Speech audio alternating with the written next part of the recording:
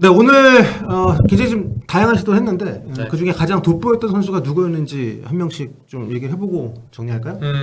저부터 하나요? 네. 저는 이제 후지는 없다. 다가와줘 베이베 전진우. 아, 뭐야? 전진, 쥐안진. 네. 어떤 점에서 그런가요? 최근 폼이 왜 좋은지를 보여줬다. 네. 김정윤 기자는? 저는 그럼 이제 반대쪽에 배준호. 네, 역시나 이제 좁은 공간에서의 어떤 섬세한 플레이, 네. 역시 배준호. 가지고 있는 능력 다 보여줬다. 네. 저는 약간 좀 고민했는데 이한범 선수하고 좀 고민했는데 원두재. 원두재. 네, 현장에서 보면 찢어지는 그쵸. 네. 플레이나 이런 거 전진 패스가 막 쫙쫙 들어가더라고요. 네, 네. 인상적이었고 물론 그 이강인, 황인범이 가장 돋보이긴 했지만 그래도 새로 가세한 선수들 중에서는 이런 선수들이 앞으로도 좀 경쟁력을 대표팀 주전 그 다툼에서 하지 않을까 이런 생각을 좀 해봤습니다.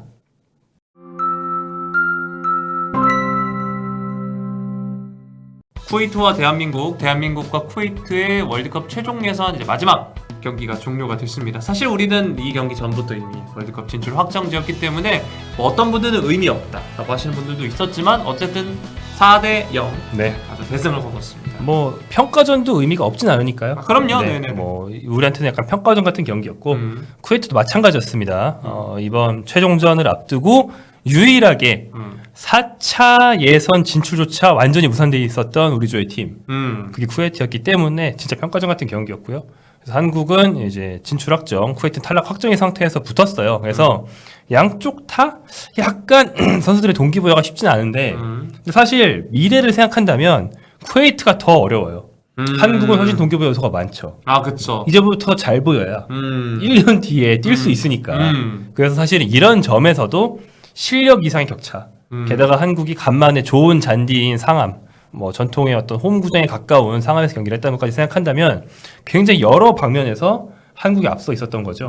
전력, 뭐 구장 상태, 홈이라는 거, 그리고 이제 동기부여. 그게 이제 4대 0이라는 결과로 나타났습니다. 네.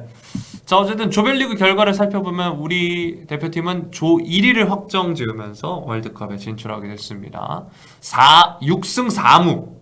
그러니까 무패로 네. 진출에 성공을 했어요. 일본이 뭐 조기 확정한 뒤에 막 지고 그래가지고 무패가 아니거든요. 그래서 무패가 사실 쉽지 않습니다. 물론 무가 많은 무패라서 승점으로 치면 일본보다 떨어져요. 하지만 아무튼 무패는 무패다. 네. 그쵸. 뭐 중간에 특히 팔레스타인과 홈에서 무 이런 것들이 좀 네. 충격적으로 다가오긴 했지만 결과적으로는 무패로 진출을 하게 됐습니다. 자 앞서서 제가 말씀드린 것처럼 조별리그 행보가 시작이 좋지 않았어요. 네, 1차전이 이제 서울 월드컵 경기장이었는데 팔레스타인과 홈 경기를 했는데 0대0 무승부였어요. 이때가 이제 잔디가 본격적으로 나오기 시작한 중요한 시기였습니다. 실제로 잔디가 매우 안 좋았고 네. 그래서 한국이 플레이를 하기 굉장히 불편했던 거죠. 이후에는 4연승을 달렸습니다. 예, 원정 경기가 많아서 4연승을 할 수 있었던 것도 있어요. 그래서 이제 4승 1무였는데 그 뒤로 3경기 연속 무승부. 네.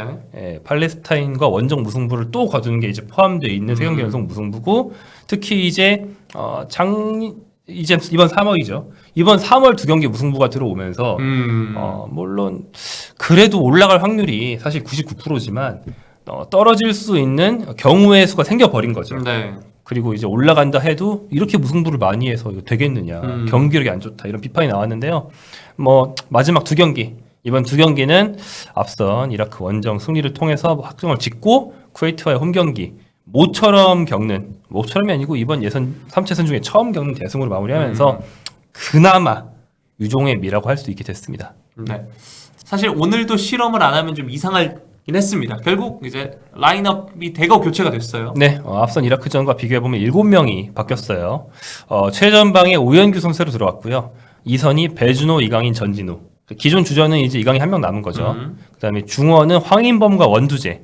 황인범 선수의 파트너를 이제 박용우에서 원두재로 바꿔보면서 이제까지 앞선 9경기 개근했던 박용우가 빠졌습니다. 네. 그리고 수비에는 이태석, 김주성, 이한범, 설영우 조합인데 센터백 조합을 완전 바꾼 거죠. 그렇죠. 김주성, 이한범으로 완전 바꾼 것이고 그러면서 풀백은 유지를 했습니다. 골키퍼 조현우 선수가 또 개근 중이었는데 휴식을 주고요. 이창근 선수를 테스트를 해봤습니다. 네. 자, 그래서 이제 테스트 받은 선수들의 경기력을 살펴볼 건데 물론 뭐 배준호 선수는 여태까지 이미 테스트를 많이 받아온 선수고 뭔가 이 어쨌든 스쿼드 자원으로서 입지는 어느 정도 다져둔 상황이었지만 오늘 선발로 꽤나 많은 모습을 보여줬습니다. 네, 일단 현란한 기술. 그다음에 이제 좁은 공간에 들어갔을 때 어떻게 상대 선수를 골탕 먹일 수 있느냐. 역시 발재간에 분명한 장점이 있다는 걸 보여줬고요. 그러니까 홍명보 감독이 자기 입으로 직접 얘기하는 부분이 포켓 이 표현 많이 쓰는데 좌우 윙어가 안쪽으로 좁혀서 플레이하라 이거예요. 네, 상대의 그 수비 조직 사이로 들어가서 공을 받고 뭔가 만들어내라. 그러면서 이제 풀백이 올라가가지고 폭을 벌리라는 거거든요. 굉장히 좀 단순하기도 하지만 뭐 잘 되면 교과서적이다라고 좋게 말할 수도 있는 그런 전술 운영인데, 그러니까 윙어들은 기본적으로 넓은 공간을 치고 나가는 것보다는 좁은 공간에서 플레이를 하는 능력을 굉장히 요구를 합니다. 배주 선수가 이걸 많이 가지고 있죠. 굉장히 약간의 상체 페인팅 그리고 퍼스트 터치를 속이면서 하는 것만으로 상대를 돌파할 수 있는 그런 스타일인데 오늘 유감없이 보여주면서 왼쪽에서 특히 경기 초반에 공격의 중심 역할을 잘 해줬고 공격 포인트까지 나왔습니다. 네. 자, 그리고 처음으로 선발 데뷔전을 치른 오현규 선수. 네, 앞선 경기들은 다 교체로만 뛰었고 그러면 3골을 넣었거든요. 이번 경기가 첫 선발 경기였어요. 특히 홍명보 감독 아래서는 교체로만 뛰었던 이유, 소속팀 벨기 행크에서도 역시 교체로만 뛰는 거에 가깝기 때문에 이렇게 선발 기회가 나왔을 때 오현규 선수가 증명해야 됐던 게 큰 게 하나 있었습니다. 풀타임을 뛸 수 있는 경기 체력. 둘째로 약간 상대 배후로 돌진해가지고 슛을 막 갈기는 게 장점인데 달리 말하면 침착한 좀 뭐 팀플레이 이런 게 좀 약하다고도 볼 수 있기 때문에 그 두 가지를 보여줬어야 됐거든요. 근데 장점은 더 잘 보여주고 맞아요. 단점도 나왔어요. 그러니까 약간 측면으로 빠진다든지 연계를 해야 될 때 조금 서툰 모습들이 살짝 있었고, 그리고 풀타임을 뛸 수 있는 체력도 아닌 듯 보였습니다. 막판으로 가니까는 좀 힘들어가지고 발이 좀 풀린 듯한 모습. 대신에 우당탕탕에 가까운 상황일 수도 있는데 침착하면서도 정확한 터닝 슛으로 득점을 결국 해내면서 자신의 원래 뛰어난 능력인 득점력 보여줬습니다. 네. 자, 그리고 최근 K리그에서 가장 폼이 좋은 선수 중에 하나죠. 전진우 선수. 지난 경기 어시스트의 주인공이기도 했는데 오늘 뭐 데뷔골 뭐 나중에 또 어떻게 수정될지는 모르겠지만 데뷔골 현재까지 놓친 걸로 보이거든요. 네, 그렇죠. 데뷔골 기회가 있었는데 그게 이제 코너킥 상황에서 머리를 댔죠. 네. 근데 머리카락만 스쳤다라는 판정인지, 그러니까 머리를 맞고 궤적이 조금이라도 들어 바뀌었으면 그 다음에 상대의 수비를 맞고 들어갔어도 전진 선수의 골로 보통 인정하거든요. 근데 이제 판정은 자책골로 결과가 났습니다. 그래서 아쉽게 데뷔골은 놓쳤지만 전진우 선수는 뭐 배준 선수랑 마찬가지로 그 포켓에 들어가서 플레이를 해라 라는 주문을 소화하기 위해 노력을 많이 했어요. 그 측면으로 벌려 뛰기보다는 안으로 좁히는 모습이 많았고, 근데 이제 좁혔을 때 배준호처럼 자잘자잘한 플레이를 많이 하는 스타일은 아닙니다. 네. 받아도 앞으로 일단 앞을 보고 뛰는, 공을 앞으로 운반할 수 있는 게 장점이거든요. 개명을 괜히 한 게 아니에요. 전진을 잘하는 선수란 말입니다. 그렇죠. 오늘 후진은 없었습니다. 네, 그래서 이제 자신의 장점 어느 정도 보여줬고, 특히 이제 속공 상황에서 설령우랑 번갈아서 상대 배후로 돌아뛰면 그거를 이제 원두재 등의 롱패스로 공략하는 이 패턴이 굉장히 위협적이었습니다. 그래서 어시스트를 할 뻔한 플레이, 득점을 할 뻔한 플레이 굉장히 많았고요. 사실 공격 포인트를 많이 올릴 수도 있는 경기였다. 그래서 오늘 경기에서 비록 득점이 안 나왔지만 충분히 가능성을 많이 보여준 그런 경기였던 것 같습니다. 네.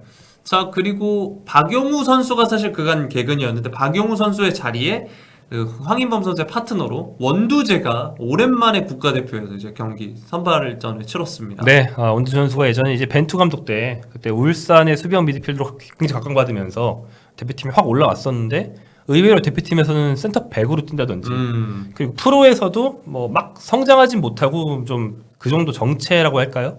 이런 정도의 기량을 유지하고 있으면서 사실 대표팀에 확실히 알받기를 못했죠. 이번에 간만에 들어왔는데 이번 경기 굉장히 긍정적인 부분 분명히 있었다. 네. 뭐냐면 땅볼 전진 패스가 많이 나왔어요.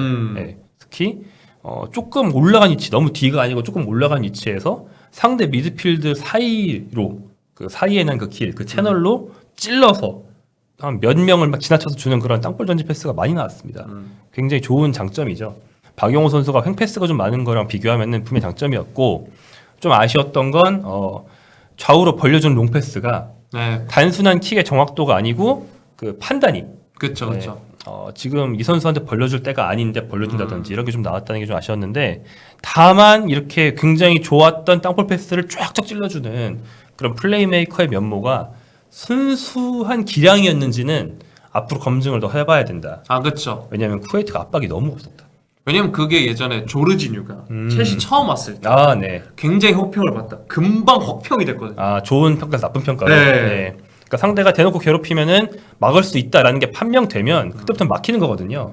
그렇기 때문에 조금 더 실전에 가까운 경기에서 테스트를 해봤으면 좋았을 것 같은데 네. 뒤에 얘기하겠지만 그럴 기회가 앞으로 없어요. 아 그렇죠. 그게 좀 검증을 어떻게 해야 될지 좀 궁금해지는 부분입니다. 그렇죠. 물론 뭐 친선 경기라고 하겠지만 친선 경기로 만나는 팀들이 워낙 빡센 팀들을 만날 거라서 평가전 실정이 아니니까. 네. 네. 자 그리고 사실 우리 일방적인 공격 그 흐름이었기 때문에 이 선수들에 대한 평가는 쉽진 않아 보입니다. 네, 김주성, 이한범, 센터백 듀오, 그리고 이창근, 골키퍼 이렇게인데 뭐 말씀하신 대로 쉽지 않고요. 뭐 그래서 수비력에서 평가가 쉽지 않다면 공격력은 어떤가 이 점을 볼 수 있는데 사실 김주성, 이한범 다 빌드업 괜찮다는 얘기 들어왔던 선수들이거든요. 근데 뭐 엄청난 장점이나 엄청난 약점을 딱히 보여준 건 없긴 했어요. 다만 김주성, 이한범이 진짜 잘해줬다면 이런 장면들이 있어야 하긴 했다. 뭐냐면 원두준과 황인범이 안 내려가고 오히려 김주성이나 이한범이 자리를 바꾸면서 좀 올라가서 뿌린다든지 많진 않았다. 그러니까 물론 이한범 선수나 김주성 선수나 굉장히 대표팀 초보 수준이기 때문에 너무 과감한 플레이를 우리가 한 번에 주문하기는 어려울 수 있죠. 그렇죠. 네. 그래서 코칭 스태프가 훈련이나 평소 모습에서 그런 가능성을 봤다면 역시 앞으로 테스트는 더 해볼 수 있을 것 같다. 낙제를 할 이유는 없다. 네. 하지만 오늘만 가지고 합격을 줄 수도 없을 것이다. 네, 그런 경기였습니다. 자 이렇게 이번에 새로 투입된 선수들에 대한 이야기를 해봤고 자 그리고 저희가 이제 중간중간 깜짝 놀란 아니 여기서 이 테스트를? 네. 네. 이런 게 있었습니다. 풀백을 빼고 황희찬을 넣었는데 아니냐 다를까 왜 아니냐 다를까가 아니고 어쩐지 황희찬 선수를 넣어보면서 감독 코치 막 연속으로 달려들어가지고 막 설명을 하더라고요. 왜 저러나 했는데 평소랑 다른 역할이어서 그것은 바로 왼쪽 윙백에 황희찬을 놓고 3백으로 전환하는 그런 변형 3백 실험이었습니다. 근데 저는 이거 좀 부정적입니다. 두 가지 측면에서 부정적인데 일단 첫 번째 벤투가 했다가 망했다. 이미 황희찬 왼쪽 윙백은 벤투 감독이 해봤다가 폐기했던 건데 지금 뭐 물론 엄청 촉박한 건 아니지만 시간이 막 4년이 있을 때 부임한 게 아니잖아요. 이거보다 할 실험이 많은 것 같은데 이 실험을 지금 왜 하나? 라는 의문이 있고요. 둘째, 데이터가 될 수 없는 시간대와 그런 경기 양상이었다. 아 그렇죠. 쿠웨이트 상대로 이미 4대0으로 앞서고 있는 상태에서 상대가 눈이 풀려 있고 압박을 세게 못하고 그런 상황에서 3백 전환을 해봤자 이게 데이터가 안 된다는 거예요. 상대가 너무 약하니까. 그리고 심지어 한국도 3백 했을 때 수비수들이 동선 다 엉키고 뭐 상대가 공격 똑바로 해야 막을 수 있는지 없는지를 볼 텐데 데이터가 안 생깁니다. 그래서 좀 부정적이긴 합니다. 그러니까 저도 황희찬 유형의 선수를 윙백으로 기용한다는 것 자체가 이기고 있는 시간대라기보다 오히려 지고 있을 때 그러니까 말이 3백이지 사실상 한 명 정도만 놓고 양옆에 있는 스토퍼까지 다 올라가면서 황희찬 선수한테 해봐 라는 식의 접근이었다면 네. 그런 양상이었다면 유의미한 실험이었을 것이다. 네. 그럴 수 있죠. 근데 갑자기 4대0 인사고 저희는 계속 황인범 교체해주겠지 황인범 좀 쉬게 하자 다른 이유가 아니라 힘드니까. 네. 네. 근데 갑자기 황희찬이 그 이태석과 교체가 돼서 제가 그 장난으로 한 소리지만 아인누리의 자리를 적응을 도와주기 위해 올버햄튼에 살아남으라고. 네. 그런 노응을 할 정도의 좀 이해하기 어렵고 좀 놀라운 결정이었습니다. 네. 그렇습니다. 그래서 사실 이번 경기까지 보고 제가 예전부터 해온 얘기를 하나만 더 반복하면서 마무리하고 싶은 거는 이 10경기 운영이 좀 아쉽긴 하다는 거예요. 전체 그 10차전까지 전체 네, 운영 3차에서 전체 운영. 뭐냐면 사실 선수 테스트라는 거는 평가전에서도 할 수 있지만 느슨한 평가전보다는 일종의 실전에서 하는 게 훨씬 더 가치가 큽니다. 그러니까 강팀과의 평가전보다 우리보다 약간 약팀일지라도 그 팀이 이제 이를 갈고 나오는 경기에서 테스트를 해야 이게 진짜 실전용인지 알 수 있단 말이에요. 그럴 수 있는 기회가 앞서 9경기나 있었는데 뭐 전술을 조금씩 바꾸든 아니면 선수를 조금씩 바꿔보든 그러면서 9경기를 치러댔는데 9경기는 너무 순수하게 결과만 보고 오다가 진출 확정한 뒤에야 실험을 한다? 이거는 앞선 9경기를 너무나도 조심스럽게 한 게 아닌가. 홍 감독이 그렇게 여유있게 부임한 게 아니기 때문에 조금 더 모험적으로 해야 목표는 본선이니까요. 본선에서 잘할 확률을 높이는 그런 예선 운영을 했어야 되지 않나 이런 생각이 드는데 뭐 지난 일은 뭐 어쩔 수 없죠. 어쩔 수 없고 앞으로도 이제 평가전들이 남아 있는데 그 평가전을 통해서 최대한 많은 실험을 좀 체계적으로 하고 옥석을 잘 가리고 또 조직력을 끌어올리고 이 세 마리 토끼를 잡아야 되거든요. 뭐 평가전을 통해서 충분히 잘 해내기를 뭐 바랄 뿐입니다. 월드컵은 어차피 가는 거고요. 네. 이제 월드컵이 한 1년 정도 남았는데 제발 잘 준비해서 뭐 엄청난 성적까지는 아니더라도 선전을 기원하도록 하겠습니다. 그러니까 준비 과정부터 왜 이렇게 하지? 왜 이렇게 하지? 이러면 본선을 응원할 흥이 안 나잖아요. 그러지 않았으면 좋겠다는 생각이 듭니다. 네, 알겠습니다. 자, 이렇게 대한민국과 쿠웨이트의 경기 최종 예선 마지막 경기 입중계와 함께 했습니다.